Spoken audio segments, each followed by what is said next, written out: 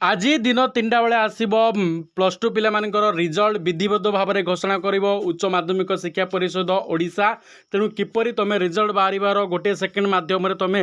Result तुम check कर से विषय ये वीडियो में डिटेल्स आलोचना करवा। तेणु वीडियो को निहाती शेष पर्यटन देखूँ और चैनल को जब प्रथम थर आसता तेज चैनल को निहाती सब्सक्राइब करके पाखे बेल आइकन को प्रेस कर दिंतु। देखो तुम +2 पिलामानक रिजल्ट देखापी प्रथम तो मोबाइल क्रोम ब्राउजर को ओपन करने पड़ो। ओपन कलापर से टाइप करार अच्छे आपण मानू ओडिशा result.nic.in क्लिक कलापर देखो नूतन पेज खुलीज खुलगला देखिए आप गोटे ऑप्शन थी Odisha board and university result 2024 तापर क्लिक करनी। क्लिक कलापर देखो नूतन इंटरफेस टी खुलीज आपण निकट में खोलापर देखो प्रथम जो ऑप्शनटा अच्छी मुझे देखो देख council of higher secondary education Odisha तापर आप क्लिक करनी। क्लिक कलापर देखो अन्य गोटे नूतन पेज आम निकट में खुलीज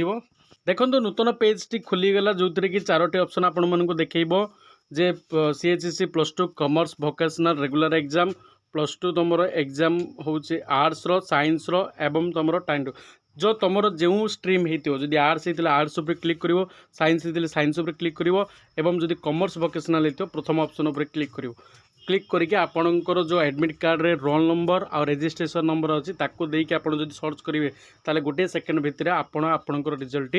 पाइपर। जेहेतु एबे रिजल्ट आसीनी से मुझे क्लिक कले किसी आसोनी तेणु जिते रिजल्ट आसो से मुझे वीडियो कर तुमको जनईदेवी किंतु यहीपरी मध्यम तुम रिजल्ट बाहर संगे संगे तुम रिजल्ट को तुम निज मोबाइल रे देखिपर।